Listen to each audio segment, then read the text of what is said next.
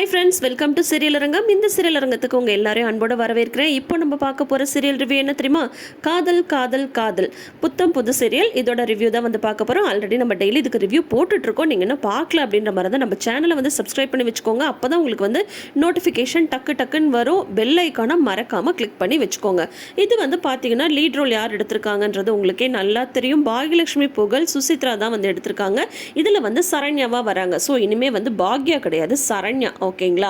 பசங்களுக்கு ரொம்பவே ஃப்ரெண்ட்லியாக சப்போர்ட்டிவாக இருக்கிற ஒரு அம்மா கேரக்டர் தான் எடுத்து பண்ணிட்டு இருக்காங்க. ஸோ இந்த ஒரு வாரமாகவே சீரியல் வந்து நல்லா தான் போயிட்டுருக்கு. ஐ மீன் 4 நாளாக. ஓகேவா? இல்லை வந்து பார்த்தீங்கன்னா வந்து கரிகாலன், சரண்யா இவங்க தான் ஹஸ்பண்ட் அண்ட் ஒய்ஃப். பசங்க வந்து பார்த்தா 3 பேர். ஆதவன், அதாவது நம்ம பாரதி கண்ணம்மா பாரதி. அதுக்கப்புறம் வந்து பார்த்தா 2வது பையன் அர்ஜுன், அவர் வந்து புதுமுகம். அதுக்கப்புறம் 3வது பையன் வந்து பார்த்தீங்கன்னா கார்த்திக், இவர் வந்து பார்த்தா மறைந்த நடிகர் மயில்சாமி இருக்காங்க இல்லையா, அவங்களுடைய 2வது மகன். இந்த சீரியலில் தான் அவர் வந்து அறிமுகமாயிருக்காரு. ஸோ இந்த சீரியலுக்கு உங்களுக்கு பிடிச்சிருந்ததுன்னா இந்த சீரியலுக்கு ஒரு சப்போர்ட் கொடுங்க. நம்ம சேனலுக்கு மறக்காமல் சப்போர்ட் பண்ணுங்கள். வீடியோக்கு ஒரு லைக்கை தட்டி விட்டு போங்க. இப்போது இன்றைக்கி என்ன நடக்குதுன்னு சொல்லிட்டு பார்த்துடுவோமா? கார்த்திக் வந்து காலேஜில் ஒரு ரக்கடு பாய், அதே சமயம் நல்ல பாய். காலேஜ்க்கு வந்து ஒரு டான் மாதிரி வந்து எல்லாருக்கும் வந்து ஹெல்ப் பண்ணுவார். அதே சமயம் வந்து பார்த்தா காலேஜில் வந்து அந்த கெத்து பசங்கன்னு இருப்பாங்கல்ல, அந்த மாதிரியான ஒரு கேரக்டர் தான். கிராமத்துலேருந்து வந்திருக்கிற மீனாட்சிக்கு வந்து இவருக்கு ரொம்பவே பிடிச்சி போயிடுது. ஃபஸ்ட் டைம் வந்து அந்த பொண்ணுக்கு ஹெல்ப் பண்ணுறாங்க, அதில் ரொம்ப பிடிச்சி போயிடுது. ஆனால் கார்த்திக்கு பிரியா மேலே தான் காதல். இவங்க வந்து சீனியர் அப்படின்னு சொல்லிட்டு அந்த கிராமத்து பொண்ணு மீனாட்சி வந்து இவர்கிட்ட வழிய வந்து பேசுகிறாங்க. எங்கே பார்த்தாலும் அப்படியே ஒரு மாதிரி அவங்களுக்கு ஜில்லுன்னு ஆகிடுது. ஆனால் ஆல்ரெடி கார்த்திக் வந்து பிரியாட்ட ப்ரப்போஸ் பண்ணிவிட்டு அவங்களோட பதிலுக்காக வந்து வெயிட் பண்ணிட்டு இருக்காங்க. ஆனால் பிரியா என்ன சொல்லிடுறாங்க, நான் வந்து உன்னை எங்கள் அப்பா அம்மாட்ட வந்து கூட்டிகிட்டு போகிறேன், எனக்கு அவங்களோட விருப்பம் தான் முக்கியம், எங்கள் அப்பா அம்மாவுக்கு நீ ஓகேனா எனக்கு நீ வந்து ஓகே தான், உன்னை நான் கல்யாணம் பண்ணிக்கிறேன், ஆனால் அதுக்கு நீ கொஞ்ச நாள் வெயிட் பண்ணணும் அப்படின்ற மாதிரி வந்து சொல்லிடுறாங்க. கார்த்திக்கு இது ரொம்பவே பிடிச்சி போயிடுது. இப்படிப்பட்ட ஒரு பதிலை வந்து அவர் எதிர்பார்க்கவே இல்லை.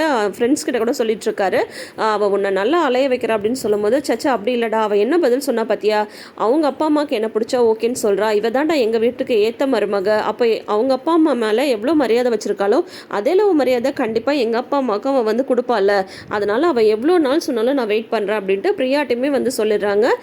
கொஞ்ச நாள் வெயிட் பண்ணணும்னு இல்லை பிரியா, லைஃப் லாங் உனக்காக நான் வந்து வெயிட் பண்ணுறேன் அப்படின்ற மாதிரி அவர் வந்து சொல்லிட்டுருக்காரு. ஆனால் தூரத்துலேருந்து பார்க்கும்போதும் சரி, ஏதாவது ஹெல்ப் அப்படின்னு வந்து கேட்கும்போதும் சரி, மீனாட்சிக்கு வந்து கார்த்தியை ரொம்பவே பிடிச்சி போயிருக்கு. ஸோ இது வந்து பார்த்திங்கன்னா இருத்தலை காதலாக இப்போ வந்து இருந்துகிட்ருக்கு. இவங்க அவங்கள காதலிக்க, அவங்கள காதலிக்க அப்படின்ற மாதிரி ஒரு முக்கோண காதலாக வந்து இருந்துகிட்ருக்கு. பார்க்கலாம் கடைசியில் கார்த்திக்கு வந்து ஜோடியாகி சரண்யாவுக்கு மருமகளாக வரப்போகிறது யாருன்னு சொல்லிட்டு பார்ப்போம். இப்போ அர்ஜுனோட லவ்வுக்கு வந்து வரலாமா? அர்ஜுன் வந்து 2வது பையன், சரிங்களா? அவங்க வந்து மது அப்படின்னு சொல்லிட்டு அவங்களோட டீம் லீடர் லவ் பண்ணுறாங்க. ஆனால் அவங்களுக்கு வந்து கல்யாணம் வச்சிடுறாங்க. நான் வந்து கூட அந்த மாதிரிலாம் பழகலை, ஒரு டீம் லீடரை தான் பழகினேன் அப்படின்ற மாதிரி சொல்லிடுறாங்க. ஸோ அவருக்கு வந்து லவ் ஃபெயிலியர் ஆகிடுது. ஆனால் அவங்க அம்மா வந்து லைஃப்பில் இது எல்லாமே ஒரு பார்ட்டு தான் சரியா அப்படின்ற மாதிரி வந்து சொல்லிட்டு இருக்காங்க. இப்போ அடுத்த நாள் வந்து பார்த்தீங்கன்னா அந்த மதுவோட மேரேஜ். இவர் வந்து நைட்டெல்லாம் தூங்காமல் வருத்தப்பட்டு இருக்காங்க. சரண்யா வந்து வராங்க, எப்பப்பா எழுந்திரிச்ச, உன்னதான் நான் வீடு ஃபுல்லாக தேடிட்டு இருந்தேன் அப்படின்னதும், நான் தூங்கினாதனமா எழுந்திருக்கிறதுக்கு, நைட்டெல்லாம் தூங்கவே இல்லை அப்படின்னு சொன்னதும், நீ ஏன் எப்படி இருக்கன்னு எனக்கு வந்து நல்லா தெரியும் அர்ஜுன், ஏன்னா இன்னைக்கு வந்து மதுவோட கல்யாணம், அதனால தானே, நீ அதெல்லாம் ஒன்றும் ஃபீல் பண்ணாத, நம்மளுக்கு ஒரு விஷயம் வந்து கிடைக்கல அப்படின்ற மாதிரி தான், அதை விட பெஸ்ட்டாக ஒரு விஷயம் நம்மளுக்கு வந்து கிடைக்கும்.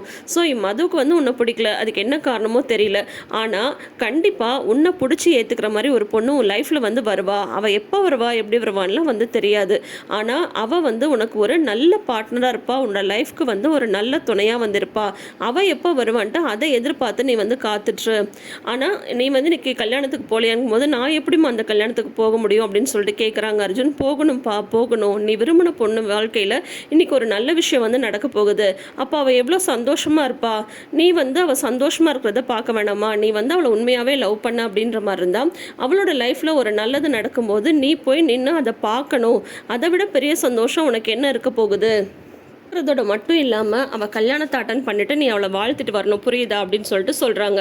போ கல்யாணத்துக்கு வந்து கிளம்பு அப்படின்றாங்க. அவங்க அம்மா சொன்னதை வந்து புரிஞ்சுக்கிட்டு அவருமே வந்து சரிம்மா அப்படின்றாங்க. ஆமாம், என் பையனா இப்படி தான் இருக்கணும் சரியா, அதுவும் உன் லைஃப்பில் இல்லைன்றதுக்காக உனக்கு லைஃபே இல்லாமல்லாம் போயிடல, அடுத்தது என்னன்னு சொல்லிட்டு பார்க்கணும், போய் ரெடி ஆகிட்டு வான்னு உனக்கு டிஃபன் ரெடி பண்ணுறேன் அப்படின்னு சொல்கிறாங்க. இவர் வந்து கல்யாணத்துக்கு ரெடி ஆகிட்டு இருக்காங்க. அப்போ வந்து சரண்யா வந்து வராங்க. என்னப்பா கிளம்பிட்டே அப்படின்னதும் கிளம்பிட்டமா அப்படின்னு சொல்கிறாங்க. அப்போ வந்து சரண்யா வந்து ஒரு கிஃப்ட்டை வந்து கொடுக்குறாங்க. என்னம்மா இது அப்படின்னதும், இதில் வந்து நான் மதுக்கான கிஃப்ட்டை வந்து வச்சுருக்கேன். நீ வந்து அவளுக்காக ஆசாசியாக பார்த்து ஒரு மோதிரம் வந்து வாங்கினல, அதை தான் நான் கிஃப்ட்டாக வந்து கொண்டு வந்திருக்கேன்.